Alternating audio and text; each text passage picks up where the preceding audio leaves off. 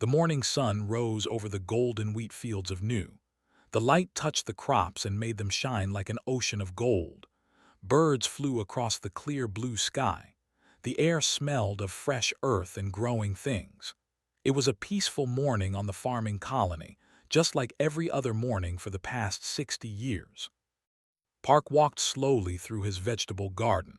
He was 62 years old, with gray hair and kind eyes that wrinkled when he smiled. He wore simple clothes and an old apron covered in dirt. In his hands, he held small cutting tools. He was checking his tomato plants, looking for any signs of disease or pests.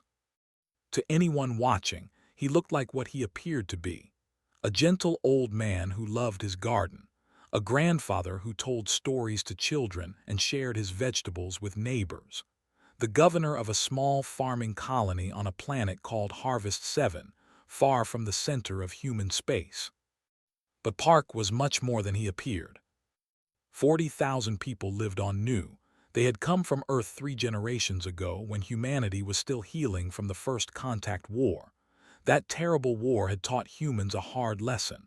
The galaxy was not a friendly place. Other species looked at humanity and saw weakness. They saw soft bodies, short lives, and primitive technology. They saw prey. The survivors of that war had made a decision. They would never be prey again, but they would also never show their true strength. They would hide it, like a blade hidden in a farmer's sleeve. New was one of many such hidden blades. Walked across the colony's main square. She was 34 years old, tall and strong, with sharp eyes that noticed everything. Her official title was Agricultural Coordinator. She managed the planting schedules, the harvest rotations, and the distribution of farming equipment. At least, that was what her official records said. In truth, was the head of planetary defense. She had trained for 15 years in military academies that officially did not exist. She knew every weapon system hidden beneath the peaceful fields. She knew every soldier disguised as a farmer. She knew exactly how long it would take to transform this quiet colony into a fortress of war. 4 minutes, that was all they needed. She entered the community center and found Governor Park inside, washing dirt from his hands. "The tomatoes are doing well this year," he said with a smile. "That's good to hear, sir," replied. She did not smile, she rarely did. "I have the weekly report." The governor nodded and led her to his office. It was a simple room with wooden furniture and pictures of crops on the walls. But behind one of those pictures was a hidden screen connected to the most advanced sensor network in the outer systems. Activated it. Data filled the screen. Ship movements, communication signals, threat assessments from 100 different sources. "Anything unusual?" the governor asked. "The Empire has been active near the border," said. "They conquered 2 more colonies last month. Both were small, isolated. No military presence." Governor Park's kind eyes grew cold for just a moment. They were a warrior species, 7 feet tall with armored skin and 4 arms. They had built their empire by conquering weaker races. For centuries, they had ignored humanity. Humans were too far away, too unimportant. But now they were expanding in this direction, and they saw human colonies as easy targets. "Do they know about us?" the governor asked. "Their intelligence says we are a farming colony with no defenses," replied. 2 old patrol boats in orbit, 40,000 civilians. No threat." The governor smiled. It was not a kind smile this time. Good, let them believe that. On the other side of the colony was checking the irrigation systems. He was 45 years old, with thick arms and a serious face. He spent his days maintaining the pipes and pumps that brought water to the fields. The colonists called him the Water Master. They did not know that had spent 20 years in the Earth Defense Fleet. They did not know that the Irrigation Control Center beneath his workshop was actually the command hub for an orbital defense network. They did not know that the satellites they thought controlled the weather were actually weapons platforms capable of destroying capital ships. He checked those systems every day, making sure they were ready, hoping they would never be needed, knowing that someday they probably would be. In the flight school near the eastern fields was teaching young colonists how to fly cargo shuttles. She was 28 years old, with quick hands and quicker reflexes. She had never seen real combat. She had trained for it her whole life, but she had never fired a weapon at a living enemy. Part of her hoped she never would. Another part of her wanted to prove herself, to show that she was worthy of the legacy her parents had left her. They had both died in the Second Border Conflict, fighting to protect colonies just like this one. "Keep your approach steady," she told her student through the radio. "The winds on this planet can be tricky." The student, a teenage boy named Lee, guided his shuttle toward the landing pad. He was nervous but capable. In 2 years, he would be old enough to learn what the colony really was, to learn that the cargo shuttles could be fitted with weapons in under 10 minutes, to learn that being a farmer on New meant being a soldier too. That evening, the colonists gathered for dinner in the community hall. Families sat together, sharing food and stories. Children ran between the tables, laughing and playing. Old men argued about the best way to grow rice in alien soil. Old women traded recipes and gossip. Governor Park sat at his usual table, eating a simple meal of rice and vegetables. He watched his people with pride and love. These were good people, honest, kind. They deserved a peaceful life. But peace was expensive in this galaxy, and the price was eternal readiness for war. At midnight, the long-range sensors detected something, a ripple in subspace, the signature of ships entering the system. Was awake in seconds. She ran to the hidden command center and activated the main display. Her blood ran cold. 200 ships, a full war fleet. They were coming out of hyperspace at the edge of the system. Their course was clear. They were heading straight for Harvest 7. Took a deep breath. Then she activated the emergency channel. "Governor, we have contact. Fleet inbound. 200 ships. Estimated arrival time 6 hours. There was a pause. Then the governor's voice came through, calm and steady. "Wake the colony. It's time to harvest." Across New, alarms began to sound. Not loud, panicked alarms. Quiet, steady tones that every colonist recognized. The signal they had trained for since childhood. The signal that meant the waiting was over. In homes throughout the colony, parents woke their children and took them to the underground shelters. Then they kissed them goodbye and walked out into the night. Farmers became soldiers. Teachers became medics. Engineers became weapons operators. They moved without panic, without fear. They had prepared for this moment their entire lives. Their parents had prepared. Their grandparents had built this colony specifically for this purpose. The thought they were coming to conquer a defenseless farming world. They thought this would be easy. They thought wrong. Governor Park stood in his garden one last time, looking up at the stars.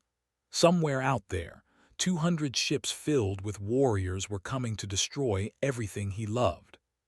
He smiled. "Let them come," he whispered. "Let them learn what humans really are." Then he turned and walked toward the command center, ready to show the galaxy why you should never threat a farmer's home. Fleet Commander stood on the bridge of his flagship, the Eternal Conquest. He was 8 feet tall, covered in dark purple armor that grew naturally from his skin. His 4 arms were crossed behind his back as he watched the stars streak past the 200 warships followed behind him, the largest battle group the Empire had sent into human space.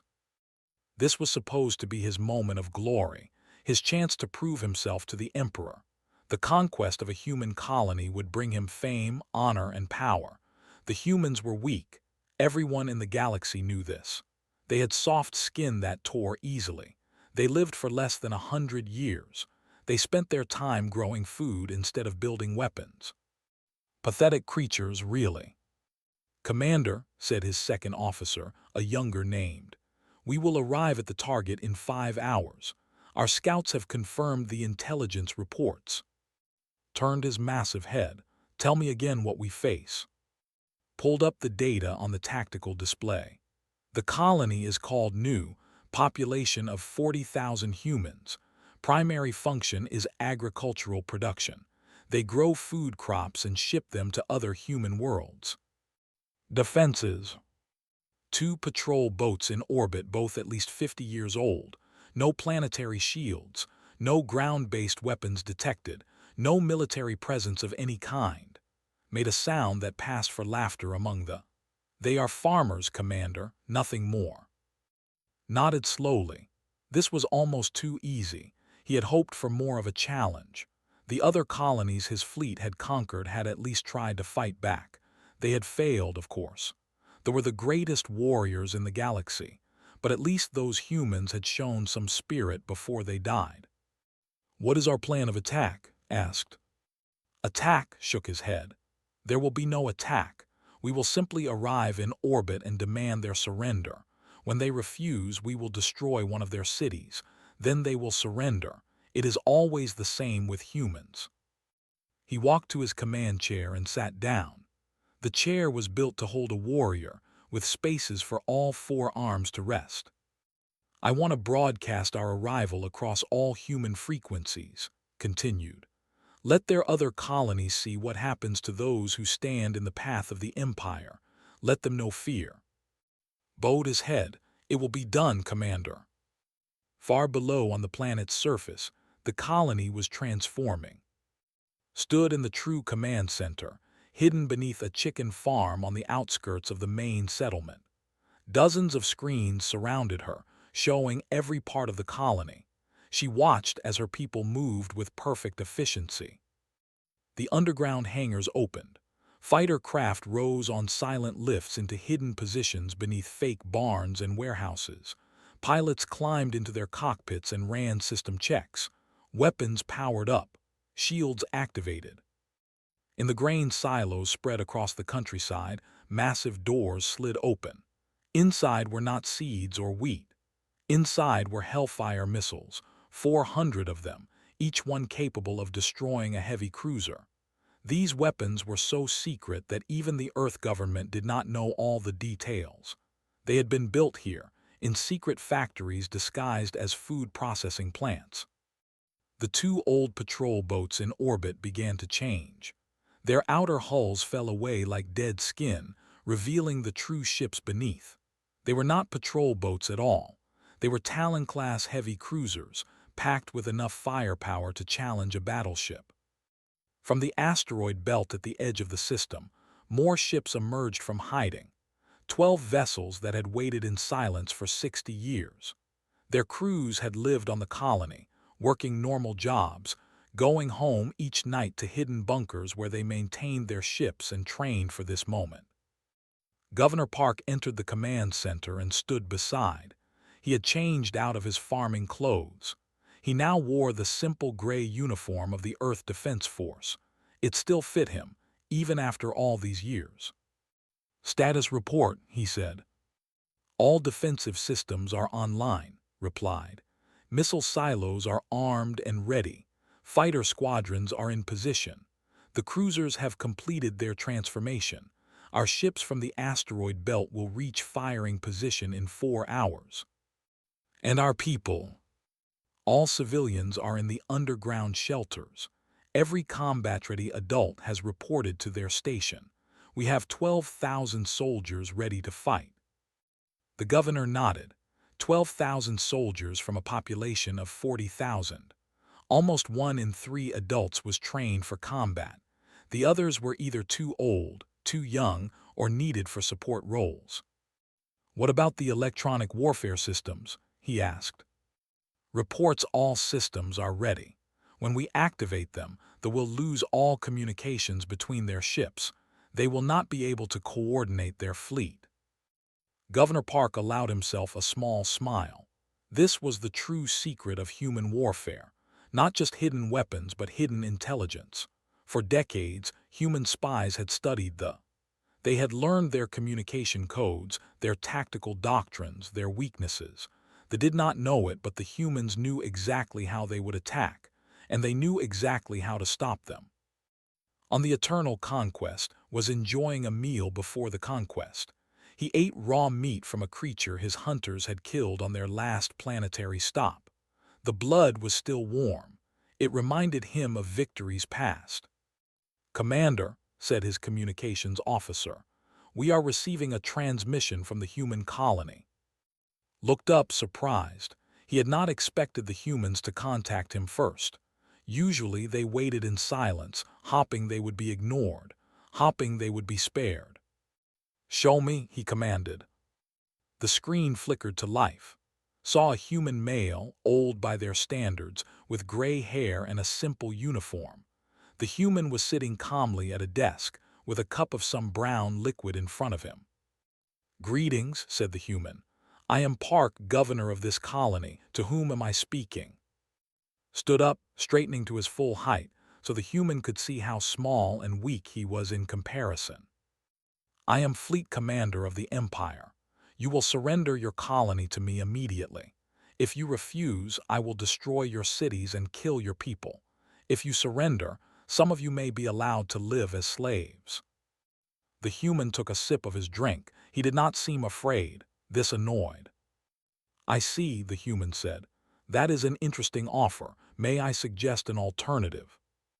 Blinked. No human had ever responded this way before. What alternative? "You turn your fleet around and leave this system. If you do this, no harm will come to you or your soldiers. You may return to your empire and tell them that this colony is not worth the trouble." For a long moment stared at the screen. Then he began to laugh. His officers joined in, the sound filling the bridge. "You threaten me," said when he could speak again. "You, a farmer, threaten the greatest fleet in the galaxy. You have no weapons, no ships, no soldiers. What will you fight us with? Your vegetables?" The human's expression did not change. "I am giving you a chance to live, Commander. I strongly suggest you take it." "Enough of this," growled. He leaned forward, his 4 hands gripping the arms of his chair. "In 5 hours I will be standing on your planet. I will find you, human, and I will tear you apart with my own hands. Then I will make your people watch as I burn everything they have built." The human sighed. It was a small sound, like a parent disappointed in a child. "Very well," he said. "I offered you peace. Remember that in the time you have left." The transmission ended. Turned to his officers, his eyes burning with anger. "All ships, increase speed. I want to reach that planet in 4 hours, not 5. And when we arrive, we will show these farmers what happens to those who insult the Empire." His officers rushed to obey. None of them saw the small smile that had crossed the human governor's face just before the screen went dark. In the command center beneath the chicken farm, Governor Park set down his teacup. "They took the bait," he said quietly. Nodded. "They are increasing speed. They will arrive in 4 hours. Our ships from the asteroid belt will be in position. Then we wait. Let them come. Let them think they are the hunters." The governor's eyes were cold now, all trace of the gentle farmer gone. "When they arrive, they will learn the truth. They will learn what humans do to those who threaten our children." Looked at the tactical display. 200 enemy ships against their 14 ships and planetary defenses. The numbers did not look good, but she knew something that did not. Numbers did not win wars. Preparation did, and the humans had been preparing for 60 years. The fleet dropped out of hyperspace in perfect formation. 200 warships arranged in the traditional conquest pattern, with the flagship Eternal Conquest at the center. They emerged on the day side of the planet, where they could see the golden fields and blue oceans below. Fleet Commander stood proudly on his bridge. This was the moment he had waited for. In the next hour, this world would belong to the Empire. "Open a channel to the planet," he commanded. "I will accept their surrender now." The screen flickered to life. Once again, the old human appeared. He was still wearing the same uniform, still holding a cup of tea. Behind him could see other humans working at stations, looking at screens. They all seemed very calm. "Commander," the human said, I see you have arrived early. I was just finishing my tea." "Your time for jokes is over," Human growled. "Look around you. 200 ships surround your world. Your 2 patrol boats cannot stop us. Your farmers cannot stop us. Nothing can stop us. Surrender now and I will be merciful. Make me wait and I will be cruel." The human took one last sip of his tea and set the cup down carefully. "Commander, I gave you a chance to leave. You refused. Now I am going to give you one more chance. Not because you deserve it, but because I am tired of killing." Laughed. "You kill us with what?" The human looked directly at the screen. His eyes were no longer kind. They were cold, hard, and ancient. "With everything we have hidden for 60 years, he said. "This is your last chance. Leave now, please." Ended the transmission with a wave of his hand. "Destroy the 2 patrol boats," he ordered. "Then begin orbital bombardment of the largest settlement. We will teach these farmers to show respect." His weapons officer began targeting the patrol boats. Then he stopped, his face twisted in confusion. "Commander, the patrol boats, they are changing." On the something impossible was happening. The 2 old patrol boats, vessels barely larger than shuttles, were splitting apart. Their outer hulls fell away into space, revealing ships 3 times their original size. Ships with heavy armor. Ships with weapons that glowed with power. Those are Talon-class cruisers," whispered, "human heavy warships. They were hidden inside fake hulls." Before could respond, the cruisers opened fire. The 2 human ships fired in perfect coordination. Concentrated plasma beams struck the nearest destroyers. Shields flared and failed. Armor melted. In the first 10 seconds, 8 ships died. "Return fire," screamed. "All ships return fire." But his orders went nowhere. His communications officer was frantically working his console, his face pale with fear. "Commander, our communications are down. Something is jamming all our frequencies. The fleet cannot hear us." Below on the planet, smiled grimly as his electronic warfare systems tore through the network. 60 years of studying their communications, and now it was paying off. The fleet had become 200 separate ships, unable to coordinate, unable to hear orders from their flagship. The grain silos opened. 400 missiles rose from the planet's surface, their engines burning bright against the blue sky. They climbed through the atmosphere in seconds, guided by targeting computers that had been calculating firing solutions since the fleet first appeared. Watched in horror as the missiles reached space. They spread out like a swarm of angry insects, each one finding its own target. Point defense guns tried to shoot them down, but the missiles were too fast, too many, too precise. 60 ships died in the first missile wave. They exploded in bright flashes, debris scattering across space. More missiles were already launching from the planet. "Commander," shouted. "Contacts emerging from the asteroid belt, 12 more human ships." Spun to look at the tactical display. It was chaos. His fleet was scattered, unable to communicate. The human cruisers were cutting through his formation like knives through flesh. Missiles were striking his ships from below, and now more enemies were approaching from behind. Led her fighter squadron out of the underground hangar. 40 small attack craft, each one piloted by a farmer who had trained for this moment since childhood. They rose through hatches disguised as irrigation tunnels and streaked toward the enemy fleet. "All pilots stay in formation," commanded through her helmet radio. "Target the destroyers first. The cruisers can handle the larger ships." Her fighters were fast and deadly. They wove between the confused ships, firing missiles and plasma cannons. Enemy point defense guns tried to track them, but the pilots were too skilled, too quick. Locked onto a destroyer and fired. Her missiles struck the ship's engine section.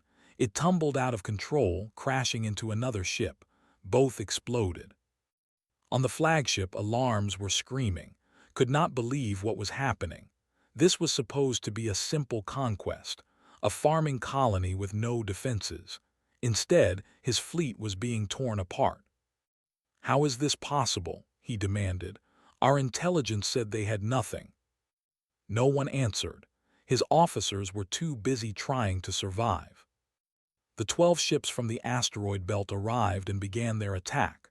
They were older ships, maintained in secret for decades, but their crews had trained constantly. They knew exactly where to strike. They targeted the supply ships, the vessels carrying fuel and ammunition. Without supplies, the battle group would be crippled even if it survived. 5 minutes had passed. 100 ships had been destroyed. Watched the battle from her command center. Her hands moved across the controls, coordinating the defense forces with cold precision. She felt no joy in the killing. She felt only the grim satisfaction of a job being done well. "The flagship is trying to retreat," one of her officers reported. "They are turning toward open space." "Don't let them escape," ordered. "If survives, he will bring more ships." The human cruisers changed course, pursuing the eternal conquest. The flagship's shields were already weakened from multiple missile strikes. Its engines were damaged. It could not run fast enough.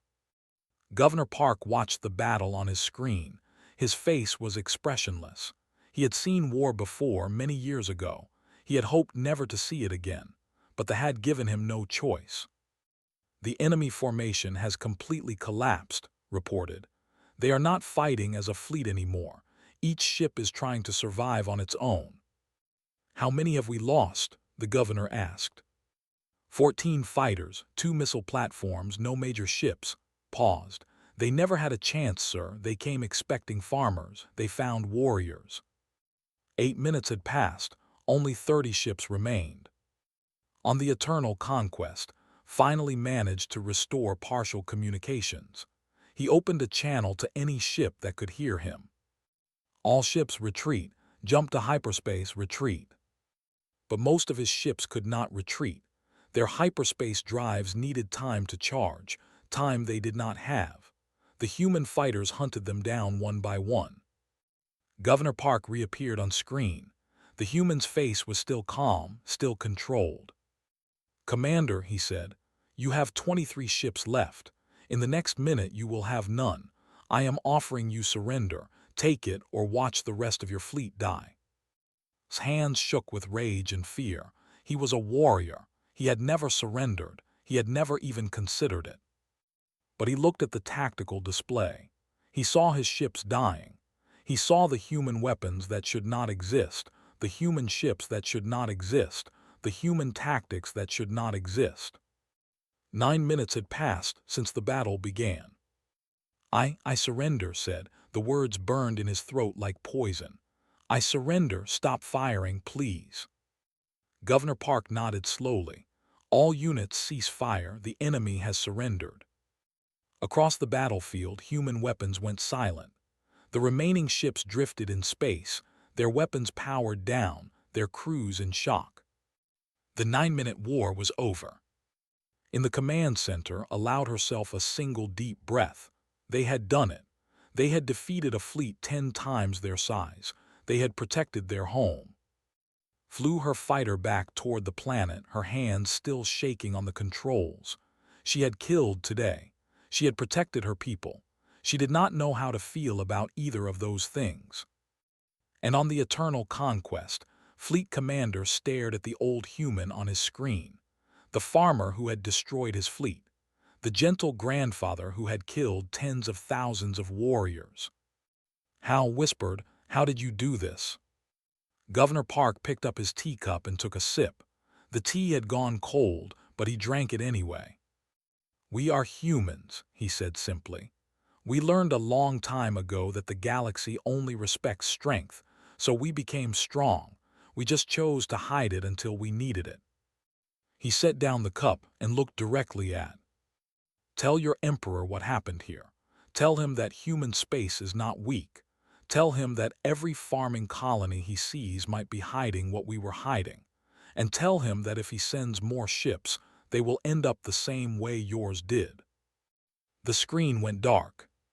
Sat in his chair, surrounded by the wreckage of his fleet and his pride. He had come to conquer a farming world. Instead, he had learned a terrible truth.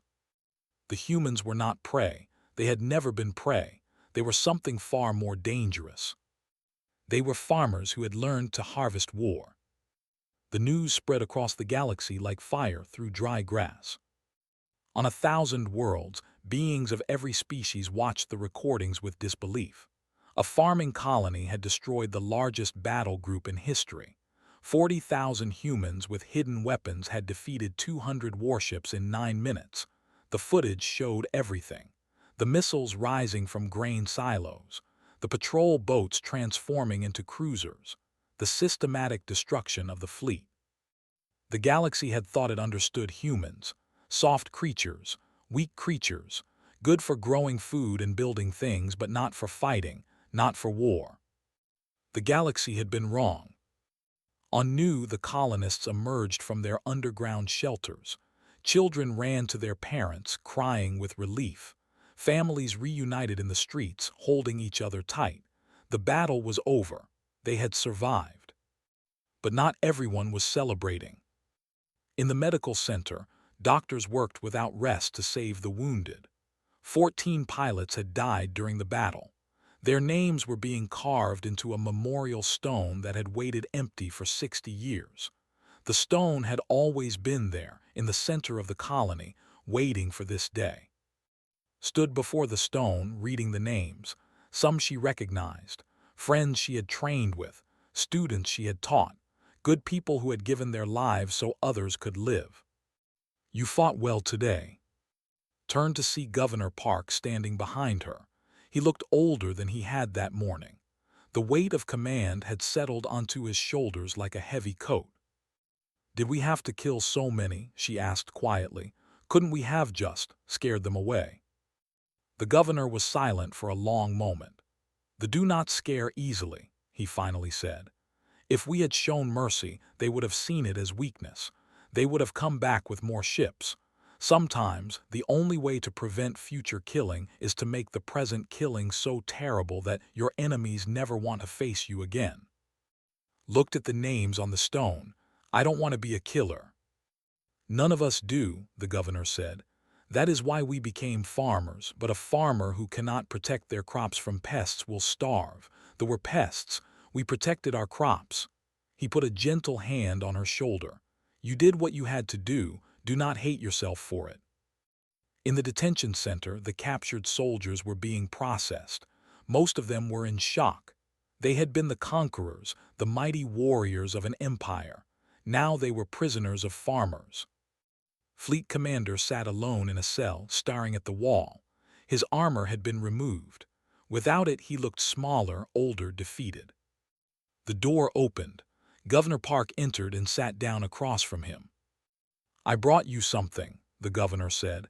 He placed a cup of tea on the table between them. "I thought you might be thirsty." Looked at the cup with confusion. "Why are you being kind to me? I came to destroy your world. I threatened to kill your people." "Yes, you did." The governor took a sip from his own cup. "But you failed. And I have learned that hating your enemies only poisons your own heart. I would rather offer you tea than carry hatred." Was silent for a long time. Then he spoke, his voice broken. "I do not understand you. I do not understand any of this. Our intelligence said you were farmers, weak, defenseless. How can farmers defeat an empire?" Governor Park smiled sadly. "Because we learned a hard lesson a long time ago. When humanity first reached the stars, we thought the galaxy would welcome us. We thought other species would want to trade, to learn, to grow together. We were wrong." He set down his cup and looked directly at. "The first species we met nearly destroyed us. They saw our kindness and thought it was weakness. They attacked our colonies, killed our people, burned our cities. We barely survived. The first contact war said, we heard stories of it. Then you know how it ended. We fought back. We won, but we lost so much." The governor's eyes grew distant, remembering old pain.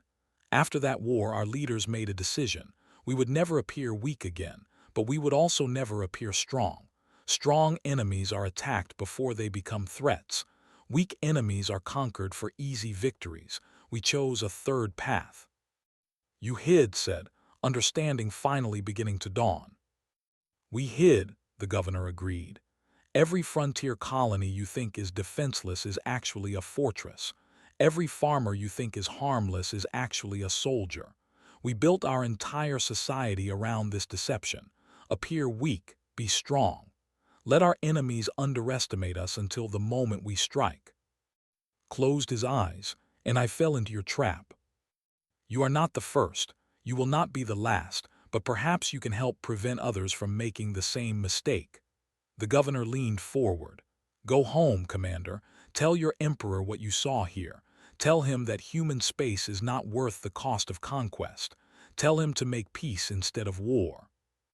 And if he does not listen, then more of your fleets will die, more of your soldiers will never go home, and eventually, even the Empire will learn that humans are not prey. The governor stood up. You will be released in 3 days. Your surviving ships will escort you home. I hope for both our peoples that we never meet again in battle. He left the cell, leaving alone with his thoughts and his tea. Across the galaxy, the reaction to the battle was immediate and intense. The Emperor received the news in his throne room. He watched the recordings in silence, his 4 hands gripping the arms of his throne so hard that the metal bent. When it was over, he turned to his advisors. How many colonies like this do the humans have? He demanded. We do not know, Majesty, said his intelligence chief, trembling with fear.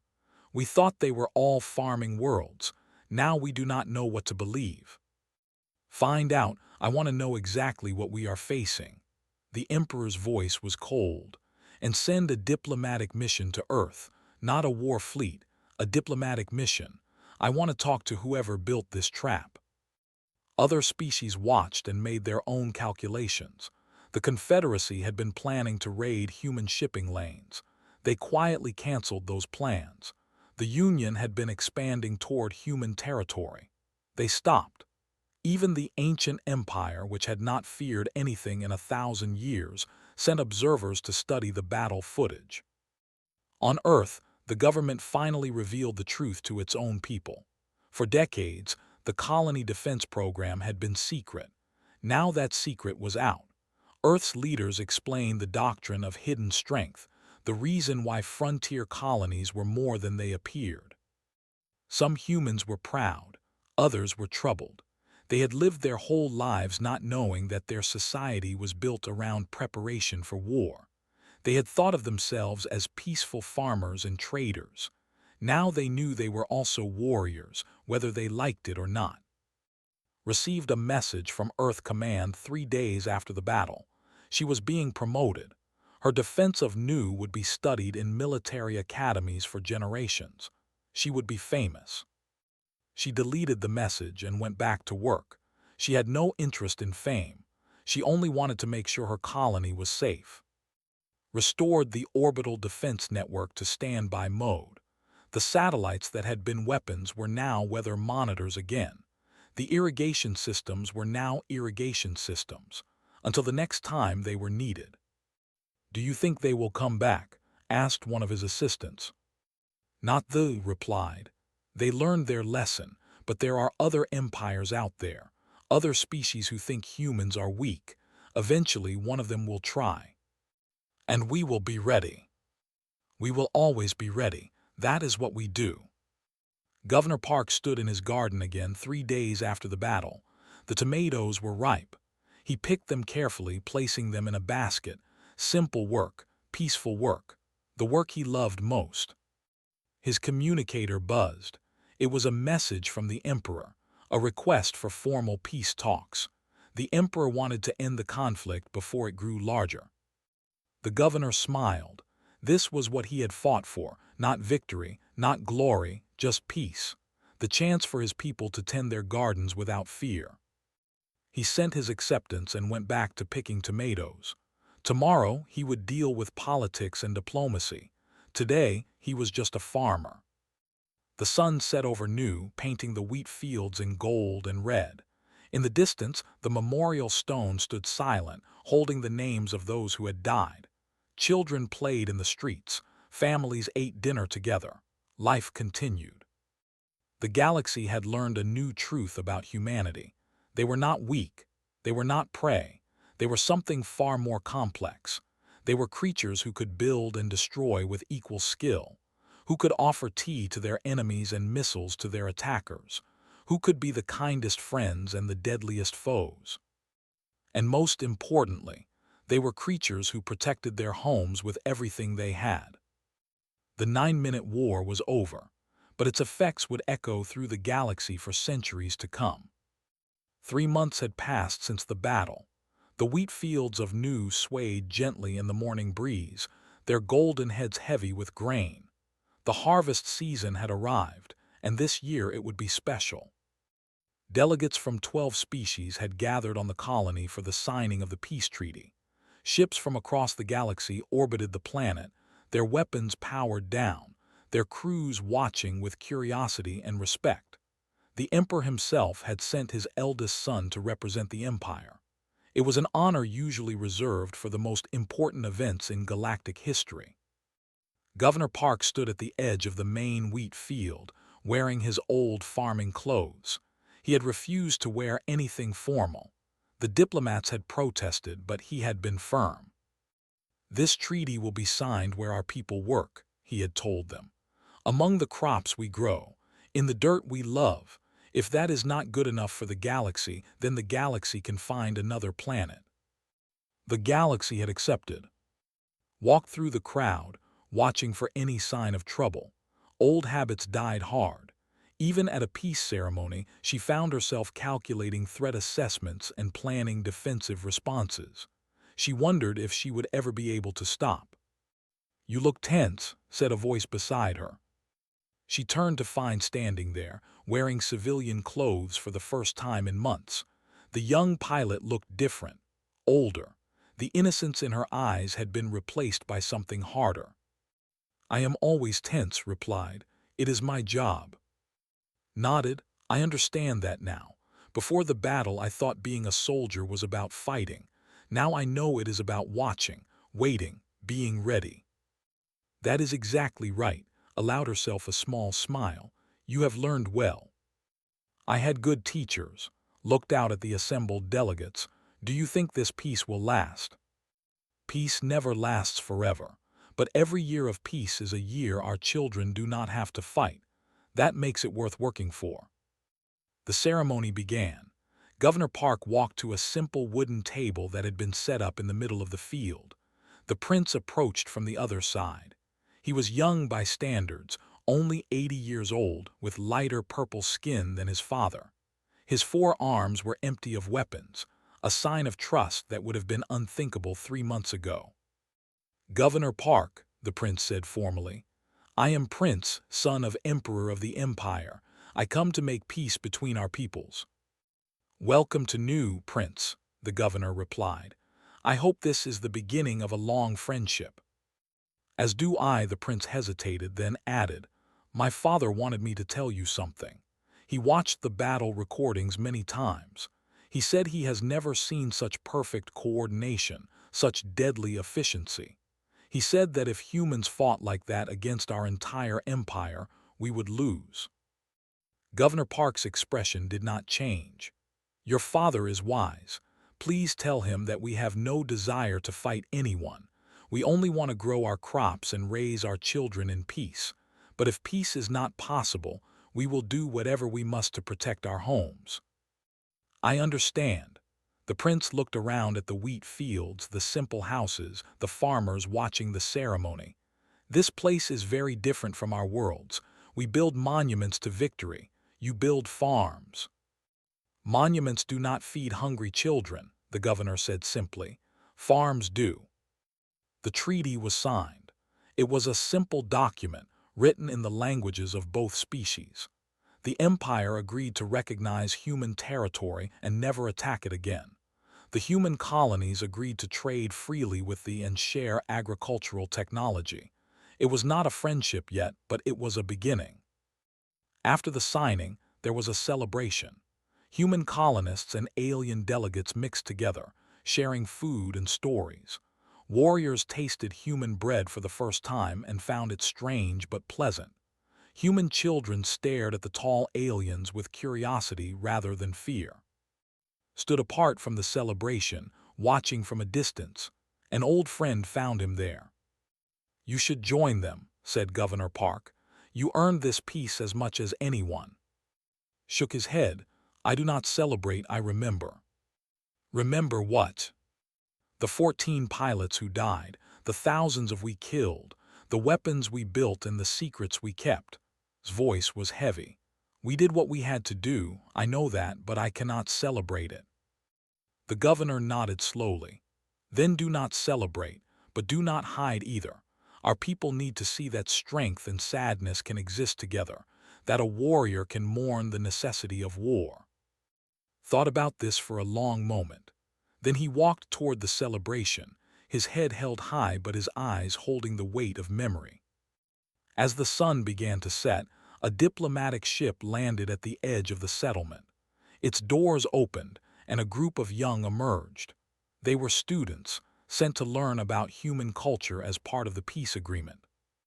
One of them, a young female named, approached an old farmer who was tending his crops nearby. She had never seen growing plants before. On worlds, food was manufactured in factories. "What are these?" she asked, pointing at the wheat. The farmer smiled. His name was, and he was 73 years old. He had fought in the battle 3 months ago, manning one of the missile platforms. Now he was just a farmer again. "This is wheat," he said. "We use it to make bread." "How long does it take to grow?" "About 4 months from planting to harvest. You have to prepare the soil, plant the seeds, make sure they get enough water and sunlight, protect them from pests and disease. It takes patience." Looked at the field with new understanding. "That sounds like a lot of work." "It is, but when you eat bread made from wheat you grew yourself, there is no taste in the galaxy that compares." Bent down and picked up a handful of soil. "This dirt is everything to us. It feeds us. It shelters us. It gives us reason to build and grow and hope." "On my world we fight for glory," said. "We conquer for honor, but you fight for dirt." "Not just dirt, what grows in the dirt, what lives because of the dirt, our children, our future." Let the soil fall through his fingers. "We fight because we love, we kill because we must. And when the fighting is done, we go back to growing things. That is who we are." Was silent for a long time. Then she asked, "Can you teach me how to grow things?" Smile widened. "I would be happy to." As darkness fell over New, the colony's lights flickered on. Families gathered for dinner. Children did homework and complained about chores. The students were given rooms in local homes, where they would live and learn for the next year. In his office, Governor Park received a message from Earth Command. Other alien empires had sent requests for diplomatic contact. The news of the 9-minute war had spread far. Species that had never bothered with humans before now wanted to talk. Some wanted trade agreements. Some wanted military alliances. Some just wanted to understand how farmers had become warriors. The governor answered each message personally. He was polite but firm. Humans would trade with anyone who treated them fairly. Humans would defend anyone who was unjustly attacked, but humans would not seek war. They would not conquer. They would not become the very thing they had learned to destroy. Found him still working late into the night. "You should rest, sir," she said. "The ceremony was long." "I will rest when I am dead," the governor replied. "For now there is too much to do. The war is over, we won. This war is over, but there will be others. There always are." He looked at her with tired but determined eyes. "Our job is to make sure that when those wars come, we are ready, and to hope that by being ready, we prevent them from coming at all." Understood. The 9-minute war had not ended anything. It had started something. A new era in which humans were no longer ignored by the galaxy. An era in which they would have to be both farmers and warriors forever. She saluted and left the governor to his work. Outside, the stars shone bright over the wheat fields of New. Somewhere out there, 100 other human colonies stood watch over the night. Farmers tended their crops and children slept in warm beds, and beneath the peaceful surface, weapons waited in silence, ready to awaken if they were ever needed again. The next morning reported to her new assignment. She had been promoted to lead the training program for the next generation of pilots, young colonists who would learn to fly shuttles and, if necessary, fight. Her first class stood before her, 20 teenagers nervous and eager. "Welcome to flight school," said.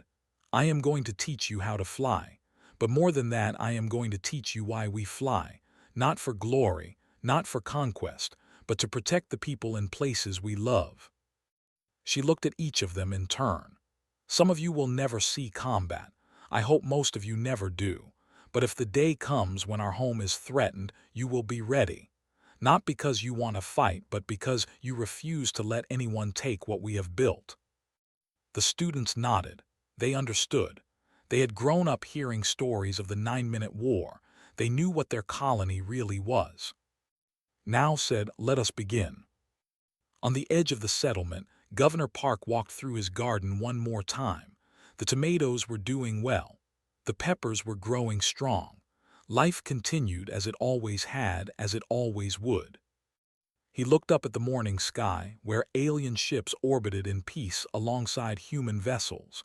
The galaxy was watching. The galaxy was learning.